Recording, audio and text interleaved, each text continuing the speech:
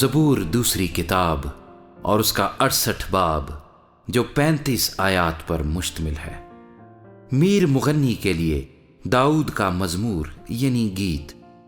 خدا اٹھے، اس کے دشمن پراگندہ ہوں، اس سے عداوت رکھنے والے اس کے سامنے سے بھاگ جائیں۔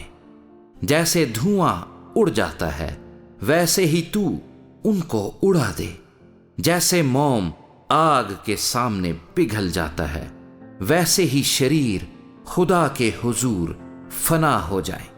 لیکن صادق خوشی منائیں، وہ خدا کے حضور شادمان ہوں، بلکہ وہ خوشی سے پھولے نہ سمائیں۔ خدا کے لیے گاؤ، اس کے نام کی مدح سرائی کرو، صحرا کے سوار کے لیے شاہراہ تیار کرو۔ اس کا نام یاہ ہے اور تم اس کے حضور شادمان ہو۔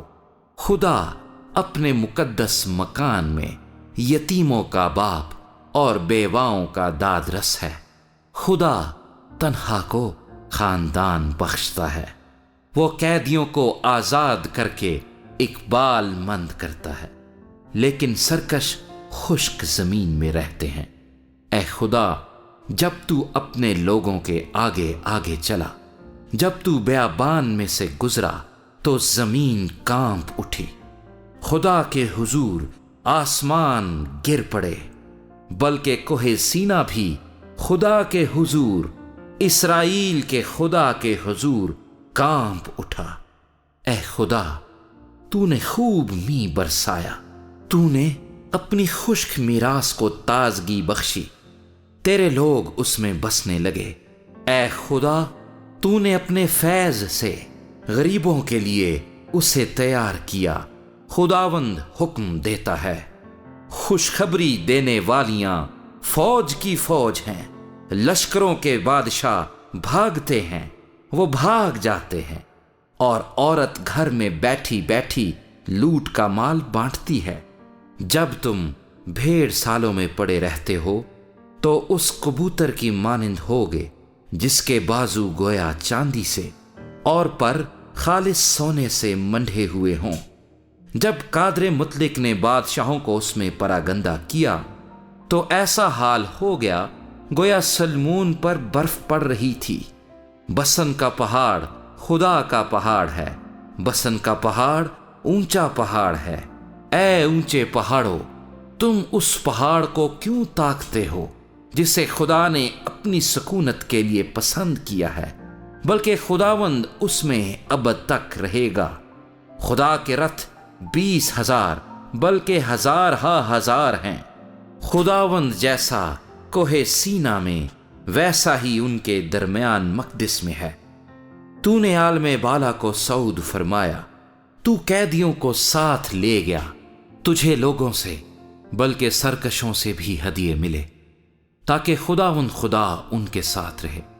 خداوند مبارک ہو جو ہر روز ہمارا بوجھ اٹھاتا ہے، وہی ہمارا نجات دینے والا خدا ہے۔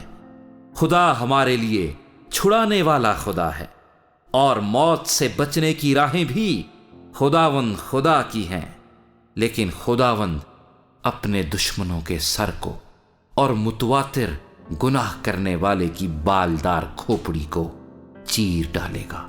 خداوند نے فرمایا، میں ان کو بسن سے نکال لاؤں گا، میں ان کو سمندر کی تہہ سے نکال لاؤں گا، تاکہ تو اپنا پاؤں خون سے تر کرے اور تیرے دشمن تیرے کتوں کے منہ کا نوالا بنے۔ اے خدا، لوگوں نے تیری آمد دیکھی، مقدس میں میرے خدا میرے بادشاہ کی آمد۔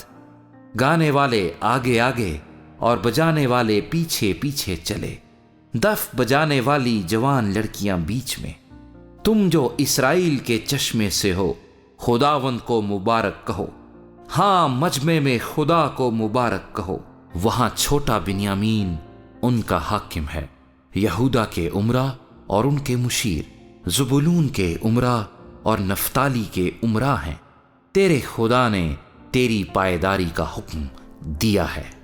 اے خدا، جو کچھ تو نے ہمارے لیے کیا ہے اسے پائیداری بخش، تیری ہیکل کے سبب سے جو یروشلیم میں ہے بادشاہ تیرے پاس ہدیے لائیں گے۔ تو نیستان کے جنگلی جانوروں کو دھمکا دے، سانڈوں کے غول کو اور قوموں کے بچھڑوں کو جو چاندی کے سکوں کو پامال کرتے ہیں۔ اس نے جنگجو قوموں کو پراگندہ کر دیا ہے۔ عمرہ مصر سے آئیں گے۔ کوش خدا کی طرف اپنے ہاتھ بڑھانے میں جلدی کرے گا۔ اے زمین کی مملکتوں، خدا کے لیے گاؤ، خدا ان کی مدح سرائی کرو، اسی کی جو قدیم فلک الافلاک پر سوار ہے۔ دیکھو وہ اپنی آواز بلند کرتا ہے، اس کی آواز میں قدرت ہے۔ خدا ہی کی تعظیم کرو، اس کی حشمت اسرائیل میں ہے اور اس کی قدرت افلاک پر۔ اے خدا، تو اپنے مقدسوں میں محیب ہے۔ اسرائیل کا خدا ہی اپنے لوگوں کو زور اور توانائی بخشتا ہے۔ خدا مبارک ہو۔